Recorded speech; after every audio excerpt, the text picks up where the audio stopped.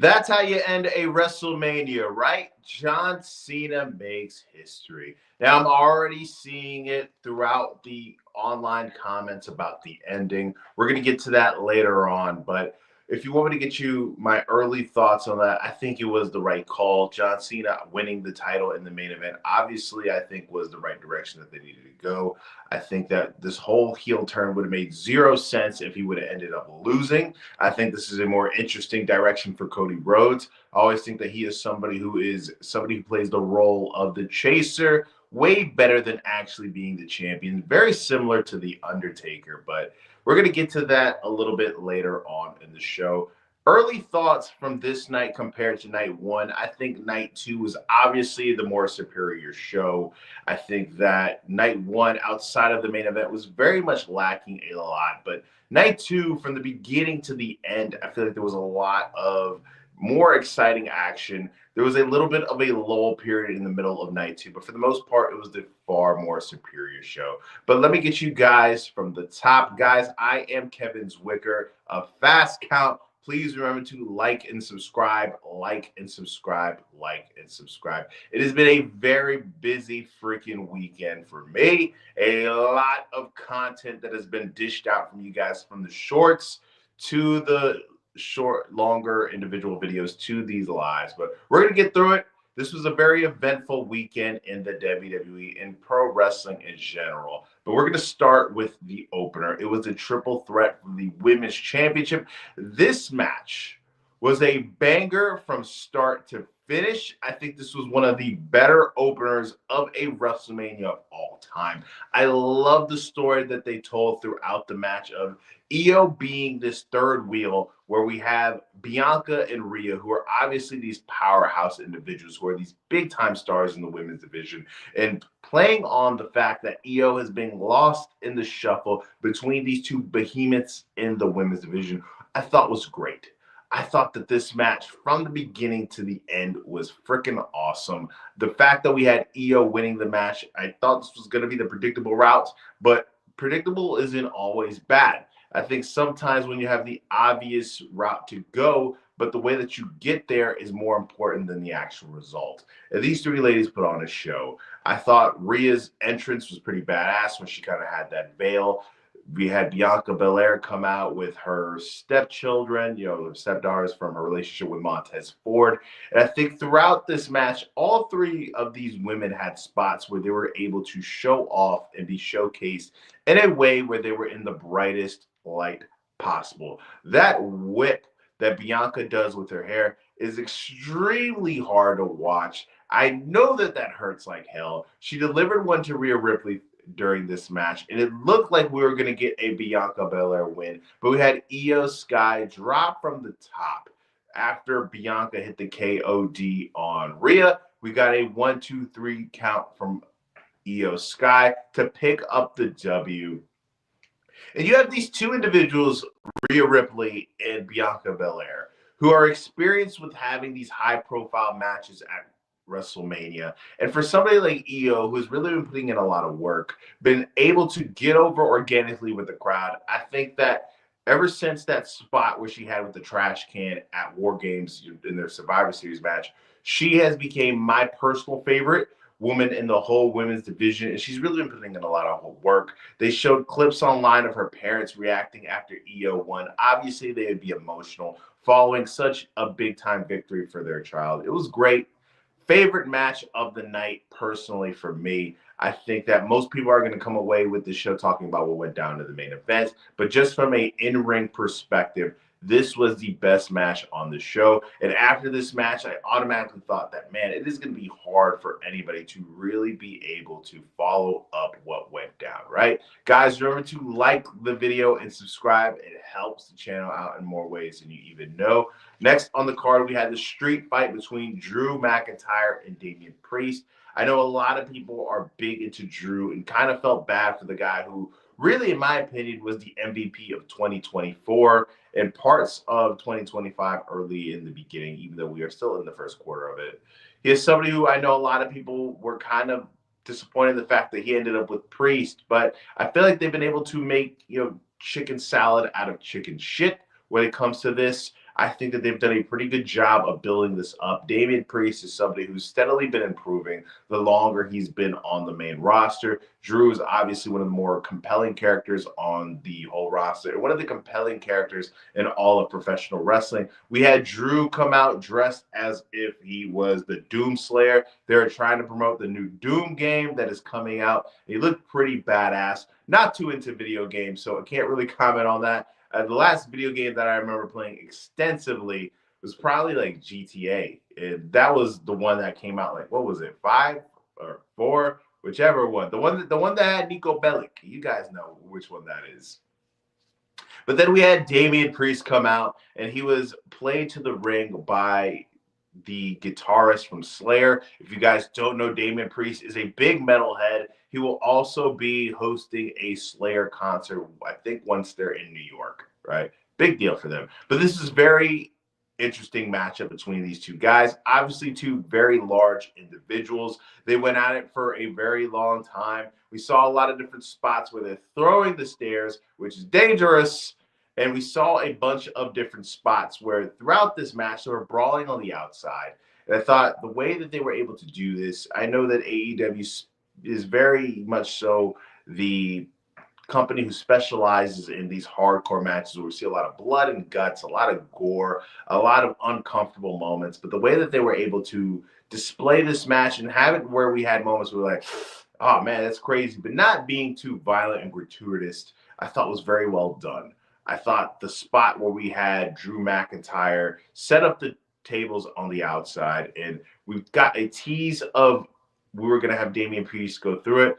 Didn't really happen. We saw Damian Priest deliver a razor's edge through the table to Drew McIntyre. We had Drew McIntyre at the end of the day pick up the W. It was a big W for Drew. I know a lot of times people view the 2-hole at WrestleMania as kind of the death spot, but these two guys were able to really make the best out of a bad situation.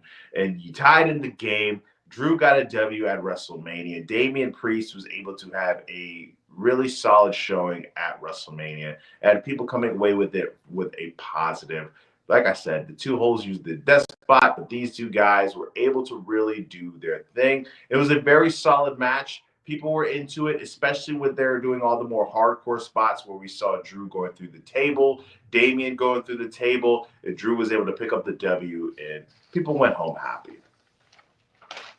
Next, we are getting into the Fatal 4-Way for the IC title. And before I get into that, guys, please remember to hit the like button and subscribe. It helps the channel out in more ways than you even know. Going into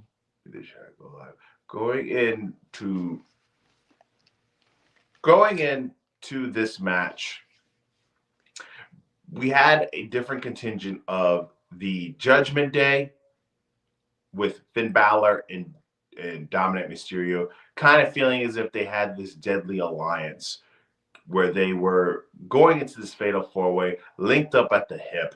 But when you have somebody like Dominic Mysterio, who has the word dirty in his name, you can never really trust him. This is Penta's first WrestleMania appearance. The guy has just debuted in WWE and already has a high-profile WrestleMania match, which is great for him. I talked about this yesterday when Rey Fenix had his match where he had to fill in for Rey Mysterio. My favorite AEW match of all time is the Young Bucks versus the Lucha Bros in the steel cage at All Out 2021. So I'm always going to have a soft spot for these guys. And Penta has made it very clear throughout his career that his end goal is always to be in the WWE. So the guy has been able to finally accomplish his dreams. He has a WrestleMania match so quickly after he's debuted. But the way this match started was pretty funny to me. They had Braun Breaker there coming out looking like a badass, and all of the guys went after Braun Breaker. As we all know, Braun Breaker is this guy who's really been made a large impact on the main roster ever since he's debuted. He has looked like $1 million ever since he's been on the main roster. They've done a really good job of really presenting him in the brightest way possible. One thing that WWE does better than anything is they're really good at highlighting the big men.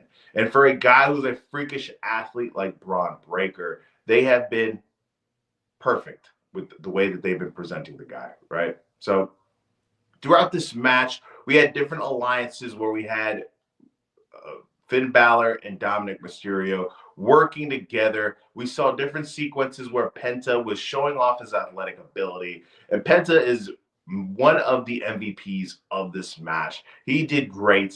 For somebody who is his first WrestleMania, he looked right at home.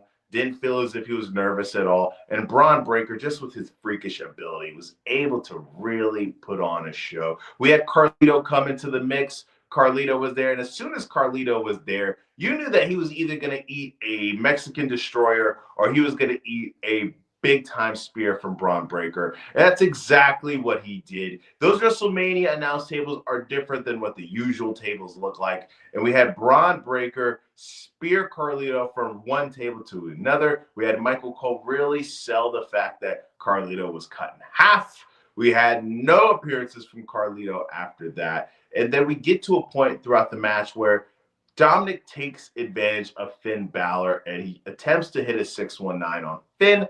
Finn catches him, and then that alliance is dead. Kaput. We have no more alliances of these guys, but we get the ending sequence where Finn Balor hits the coup de grace on Braun Breaker, and he takes him and he does the pin, but we see Dominic hit a frog splash. 1, 2, 3 on Finn. And Dominic Mysterio is the new IC champion. Eddie Guerrero would be proud. My thing about that is now we have on the Raw brand the two biggest titles in the brand, Jey Uso and Dominic Mysterio, are two guys who aren't so known for their in-ring ability. So the two top champs on that roster aren't the greatest when it comes to their in-ring skills. Now, if that's something that is not important to you, then, hey, this is great, right? If that's something that is important to you, then, hey, this was not great. But those two guys, Uso and Dom, they get reactions. And now it kind of feels as if we're hitting a turning point where Dominic Mysterio gets booed out of the building. When he won the title, people seem to be very into it. They seem to be very happy. So I feel like we're now crossing a point where it's now not fun to boo Dominic, but we now may be getting to a point where it's fun to cheer him.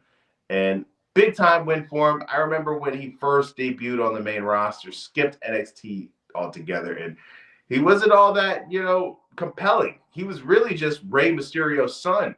But one thing that really differentiates him from his dad is the fact that he's been able to do so much good heel work. He has a very punchable face. He's not the greatest in-ring wrestler. You're never going to confuse him for Bret Hart or Kenny Omega.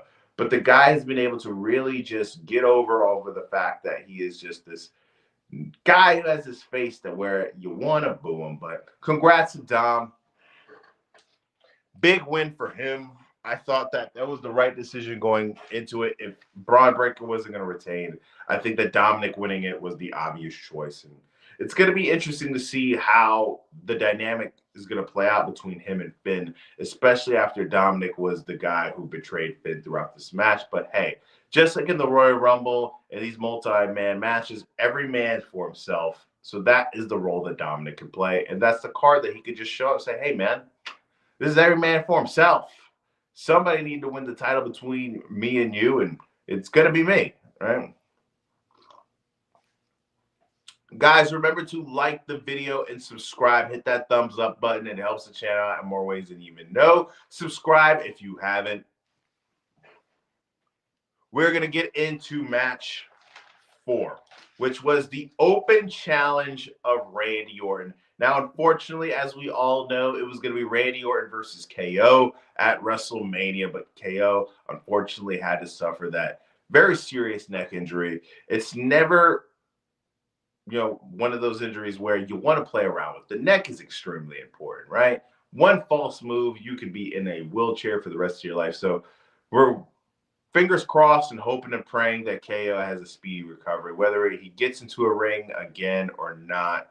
We just hope that the guy lives the best quality of life possible that he can get, right? So Randy Orton comes out and he's like, man, this is my 20th WrestleMania. I got an open invitation. I don't care who comes out, whoever comes out, they're going to be facing the 3 most deadliest letters in all of professional wrestling, RKO. We see the door opens. There's been a lot of different rumors. Could it be Aleister Black? Could it be Rusev? Two guys who we all know who are coming back into the company. Could have been Carmelo Hayes. Nope. We get the TNA World Champion Joe Hendry. The crowd goes freaking nuts. Everybody is saying his name. Everybody is swaying. This is a huge look for Joe. I think the fact that we are looking at the TNA World Champion being on WrestleMania, period. And I know there's people who are going to be mad about how, like, oh man, they had the TNA World Champion and it was more of a squash. I kind of don't really view this so much as a match, more so as a segment. But the TNA champion was on WrestleMania. That is something that wasn't going to happen 5 years ago, something that wasn't going to happen even 3 years ago. So the fact that that went down, I think that's a victory in itself. I know that if you were a diehard TNA fan, if you saw the champion be kind of treated like a jabron, that wasn't something that you were into. But we got this kind of like a 5-minute match. Like I said, it was more so of a segment than anything. You had Joe Hendry, doing that thing where he pans his face into the crowd, where everybody's getting, into it. But then we see Randy Orton hit the RKO. 1, 2, 3, Joe Hendry, get your ass out of there. Randy Orton wins. And then after the match, Randy Orton does the thing where Joe Hendry gets that close up to his face. And then he's really giving Joe Hendry props. And then he pulls a Stone Cold Steve Austin where it looks as if he's giving the guy props, but then he drops him and gives him an RKO. This was a fun segment. This was a W for TNA, in my opinion. I think that anybody who really is butthurt about that should really go touch some grass. Next, we get into Logan Paul versus AJ Styles. And before I get into the match, guys, please remember to hit the like button and subscribe. That thumbs up really helps the channel out more ways than you even know. It helps the channel grow. Subscribe if you haven't. Now, this match was, this is kind of where the low point hit for me. Now, going into this match, I was expecting to get a lot of freaky athleticism with these two guys who are known for their ability to do things with their bodies that no human being should really be able to do. And that's what we got for the most part. The crowd was kind of tired after that segment with Joe Hendry where he was getting a lot of attention and they were way into it. So there were spots in this match where people were into it. Anytime you get Logan Paul involved in anything, there's going to be some vitriol. And we got that. AJ Styles, this is his 5th WrestleMania. This is one of those things where AJ has really been putting in a lot of work for a long time. So anytime I see AJ get a title match or an appearance on WrestleMania, there's this image in my head of AJ wrestling in the Impact Zone. And no matter how far away we get from that, I always picture him in the Impact Zone. So anytime AJ's in a big-time spot, I feel happy for the guy. I was a longtime fan of AJ. AJ goes back to all the way at WCW. So this guy has been doing it for a really long time. So for him to be wrestling in front of 60,000 people against somebody as famous as Logan Paul, that was cool. We see Logan Paul pick up the W when we saw Jeff, one of Logan Paul's lackeys, try to bring in the brass knucks again, but he is stopped by Karrion Kross. Karrion Kross gives it to AJ, and he keeps telling him, like, AJ, use it, man. Goes and calls him Allen. You call the guy his government name, Karen. You know once you call the guy his government name, you were going to get a face full of nuts. That's exactly what you freaking got, you nerd. And then we see Logan Paul hit his finisher on AJ Styles. 1, 2, 3. We had Logan Paul. Yes, the guy from Prime, the guy from Impulsive, the guy from Nickelodeon, the guy who had the incident in the forest, beat an all-time ring legend in AJ Styles. Now, if that doesn't scream the AJ Styles all-elite graphic needs to happen, I don't know what else there is to make people think that. AJ Styles, when he's done interviews, and I know this is kind of a fantasy and a pipe dream for people who want to see it go down. AJ has never shown any inclination that he is upset with WWE or that he wants out. He's never even talked about being open to doing other things. I know a lot of people, they kind of had this fantasy in their mind, the same thing with Kevin Owens, where he was being booked and being de-emphasized on the show and wasn't showcased in ways that people thought that he should be showcased. But those two callings of them being in AEW is more from a fan perspective. We don't ever get any inclinations from those guys that they wanted out when KO's contract was supposedly running out, or with AJ Styles when his contract is supposedly winding down. But it's a fantasy that people keep in their minds, but there's really been no inclination that that is possibly going down. Next, we get the Women's Tag Team Championship match. We have Raquel Rodriguez and Liv Morgan against Lyra Valkyria and a mystery opponent. We had Bayley taken out yesterday, which we found out it was planned all along. Like, it's a storyline. You know, we kind of already knew that. There was no inclination that Bayley was actually injured. And it kind of sucks for Bayley on a personal level. You know, there's been reports coming out that Bayley is one of these stars in the women's locker room who is really well respected. And she's somebody who is a part of one of the greatest women's matches of all time with that Iron Woman match against Sasha Banks in NXT. So for somebody to be kind of shafted like that sucks, right? But rumors were circulating all week that it was going to be Becky Lynch who was going to be Lyra's partner. That's exactly who it was. We got the return of Becky Lynch. The crowd went freaking wild. They showed a still of somebody in the crowd crying. This woman was very happy and very emotional to see the man. They played off of the fact that Liv Morgan was the person who claimed to have retired Becky Lynch. We showed Liv Morgan cowering when Becky was coming out. Good stuff. Throughout the match, we saw there was this cat and mouse game between Becky and Liv, but eventually we got to a point where Becky was able to get her hands on Liv. I thought it was great. We had Lyra and Becky, who are two Irish women of the same country, really being in simpatico and showing off as if they're a good team.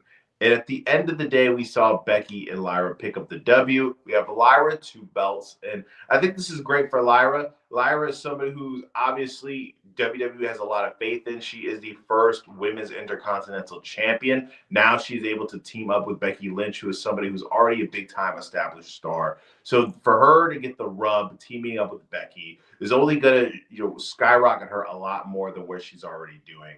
Lyra has really been showing how she is somebody who has a very bright future. She has been passing every single test anytime WWE throws something at her. So for her to be teaming up with Becky Lynch, I think this is cool. I think that eventually, just like any other tag teams, in the history of professional wrestling, eventually we're going to have that moment where they lose the title and we're going to lead to a one-on-one program between those two, maybe somewhere like SummerSlam. And I think that's somewhere where Becky could put over Lyra, but who knows? It's been reported that the reason why Becky took so long to come back is just because WWE didn't have any creative for her. There's no creative for you, right? But we all know Becky was eventually going to come back. She was doing all these different interviews, and we saw the clip the other day when she was doing a stand-up performance about how she's not returning to wrestling, at least anytime soon. That was only a week ago, right? You see how wrestling, they lie. Wrestling is a business built on lies, right? Guys, before we go into the next segment, please remember to like the video and subscribe, like the video and subscribe, like the video and subscribe. Hit that thumbs up button. It helps the channel in more ways than you know. Subscribing helps as well, right? So before we get into the main event, we had Stone Cold Steve Austin come out, right? And the only reason why I'm talking about this is because what happened when Steve Austin came out? So Steve Austin comes out, he's on his four-wheeler, going around the ring like he usually does in that four-wheeler, but he crashes into one of the barricades, and apparently the woman where he was at the spot where he crashes the barricades, she fell down, right? Now, me, you, if Steve Austin crashed into me with an ATV, I feel like I would be honored, but this lady was shook. She is going to get a good amount of money after that. You could tell that she was very much so not down with the, I'm honored to be hit with the ATV by Steve Austin. He comes out there and he announces the attendance. I think a lot of people were disappointed in that, especially with the way that the main event ended. I think everybody kind of had it in their mind that The Rock was going to be involved in the main event and that Steve Austin was going to be there to save the day, or at least even the playing field. I think now, since we saw the main event and we saw that there was no Rock involvement, that That's probably why they might have used him in this spot. With the fact that WrestleMania was in Nevada, and that's where Steve Austin lives now. He's been very adamant about not wanting to leave the state of Nevada. I think that they wanted Steve Austin involved in the show somehow, some way, outside of his Hall of Fame induction with Bret Hart. And I guess this was the best thing that they could have came up with the fact knowing that there would be no Rock, right? So I just think that that was the important part of that, where Steve Austin basically, hit somebody. They're going to get a boatload of money from WWE, or at least a lot of freaking perks. We saw Nick Khan there comforting the lady after that, but he probably was saying, hey, I can let you meet John Cena if you just not sue us. But that's what we got.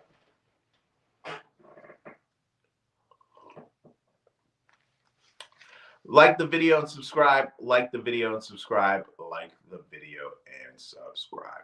So we are now at the main event. Main event time. The two biggest modern baby faces of our era. John Cena, who is newly turned heel, against Cody Rhodes, who is taken over as basically the people's champ from The Rock. Now, John Cena comes out. He doesn't come out to a special video tribute. He doesn't come out to these elaborate entrances that he's known from the past. You remember when WrestleMania was in Chicago and he had those gangsters come out with him, or that time where he had, the thousands of other John Cenas there. Nope. We had a black Titantron that just said John Cena in big, bold, white letters. No emotion, no nothing. That's all we got. Then we had Cody Rhodes come out, and he had kind of like this BMX type entrance where he had all these guys jumping with motorbikes and shit. Then he comes out with that mask that he wore to WrestleMania last year. But this time, it was kind of pimped out. It was kind of like an Iron Man-esque mask. You guys know Iron Man, Robert Downey Jr. in the movies when he flips the Iron Man mask on. It's kind of like this flip thing. That was what happened with Cody Rhodes. That was pretty badass. Now, Cody Rhodes, and I kind of was taken aback by this. Shouldn't have been 100% surprised because of the reaction that he got with his promo against John Cena on SmackDown. But the guy got booed. Now, Cody Rhodes is somebody who people chose him over Roman and The Rock. That match. They wanted Cody to win the title so much that they were willing to throw away Roman against The Rock. So this is somebody who I thought was pretty much bulletproof, but he was booed throughout this whole match. The crowd was chanting, "Let's go Cena, Cena sucks." And for me, anytime that happens, right, when one guy is the main story, it feels as if the other wrestler who is in the match with him is kind of just furniture to be in there with him. Everybody was mainly focused on John Cena throughout this match. Now, the way this match ended is what's going to get a lot of people talking. I was interested going into this match if we're going to get a new in-ring style of John Cena. As you guys know, usually when wrestlers are heels and baby faces, when they switch roles, the style of where they wrestle is a little bit different, and it should be. When you're a heel, I don't think that, especially if you're a wrestler who's known for these, crazy acrobatic moves, I don't think that a heel traditionally should be doing all these moves where people are like, oh man, that's badass. Now, that could just be an old school way of thinking. Times have surely changed, and people are a lot smartened up to a lot of things now than they were back then. But this was a very slow and methodical paced match for the most part up until we got into the end. John Cena dominated lots of spots from the beginning. We saw Cody Rhodes, anytime he would build up some momentum, John Cena would do some underhanded shit, like poke to the eyes. And it got to a point where the referee went down. And as soon as the referee went down, you knew that there was going to be some shenanigans. And shenanigans is exactly what we got. When the ref went down, we saw Cody Rhodes hit John Cena with a crossroads. There was nobody to count the pin. And we get an appearance, not by a wrestler, not by a former wrestler, not by a manager, but LaFlame, Travis Scott, Cactus Jack. Jack Boys 2 is on the way. Mr. Astroworld himself, the guy who will take you to Euphoria. If you guys can't tell, obviously I enjoyed some Travis Scott, right? So Travis Scott comes to the ring and he's, hey, John Cena with this shit-eating grin. And Travis goes there. He enters the walkway. And as we guys all know, the commentary was well in their rights to inform us that Cody Rhodes owed Travis Scott a receipt. So we're there. Travis Scott is face to face with Cody Rhodes. He does the slapping emoji. John Cena holds Cody Rhodes there for Travis Scott to give him a slap again. He isn't able to land the slap, and he hits John Cena with a crossroads. Then he sits there and he calls Travis Scott into the ring. And Travis Scott attempts to slap Cody Rhodes again, but Travis Scott eats himself a nice little crossroads. Then we have John Cena with the title in his hand, about to hit Cody Rhodes with a title shot to the face. But Cody Rhodes is able to stop him. They start wrestling for the title. Then Cody Rhodes grasps the title. And you see John Cena cowering. And he's like, Cody, you got to make a choice. You got to make a choice. Cody ultimately ends up not using the title on John Cena. John Cena hits Cody Rhodes with a low blow, hits him in the face with the title. 1, 2, 3. John Cena makes history. Him and Travis Scott hold their arms up in the air. And that's how we end WrestleMania, with John Cena and Travis Scott standing up victorious over Cody Rhodes. Now, the result of that match was the way it needed to go. We needed to see John Cena break this record because, like I said in the top of the video, it would have made 0 sense for us to finally get this heel turn and for us to have him lose at WrestleMania. It would have made all of that feel very unnecessary. It would have made everything kind of feel flat. But to have somebody who's a non-wrestler factor into the biggest match of the biggest show of the year, and for John Cena to go out that way with just a low blow and a title, shot to the face, it doesn't necessarily work for me, brother. I think that there was better ways to kind of execute that. I think that you could involve Travis Scott, but not necessarily in that way. I think having him eat the crossroads was the best way to do it, the way you were going to involve him in it, but not Cody. But having John Cena not hit him with an AA or maybe a super AA like he did throughout this match. And another thing that I kind of noticed, right, especially with both main events, people always want to sit there and kind of be like this wrestling snob where they have their nose in there. That's not wrestling. That's not wrestling. And they kind of criticize other wrestlers, in other different countries of doing these finisher spamming or just spamming finishers. Throughout the main events, both nights, we saw multiple times where we saw the guys involved in those spamming the shit out of their finishers. And those same people aren't saying anything, right? It's just kind of funny how there's double standards in how those things work, right? But I think that we could have ended that a little bit differently. Maybe have John Cena hit another super AA, or have somebody in Cody Rhodes' camp help him. Looks as if Cody Rhodes has no friends. All his friends are in NXT. Shout out to Ricky Saints. But the guy has no friends on the main roster. And the guy was booed. People wanted to see history. We got history. John Cena is a 17-time world champion, and that's the way that we ended WrestleMania. Now, night 2 was far more superior than night 1. Night 1, for the most part, outside of the main event, was some mid, with some nice stuff sprinkled in, but for the most part, night 2 was the far more superior show. The main event, the ending felt a little flat, but the result needed to happen. Cena needed to walk away with the title, and that's exactly what we got, right? But guys, that's it for tonight. If you didn't hit the thumbs up button, please do that. If there's any last comments before I get off, I will be more than happy to answer them. What did you guys think of night 2? Did you think it was better than night 1? Did you not like night 1? Did you like night 2? Did you enjoy both of them? Let me know before I sign off. Hit that thumbs up button. Hit the subscribe button if you haven't. Going once. Going twice. All right, guys. I am Kevin Zwicker. This is the Fast Count post show of WrestleMania Night 2. I'm out.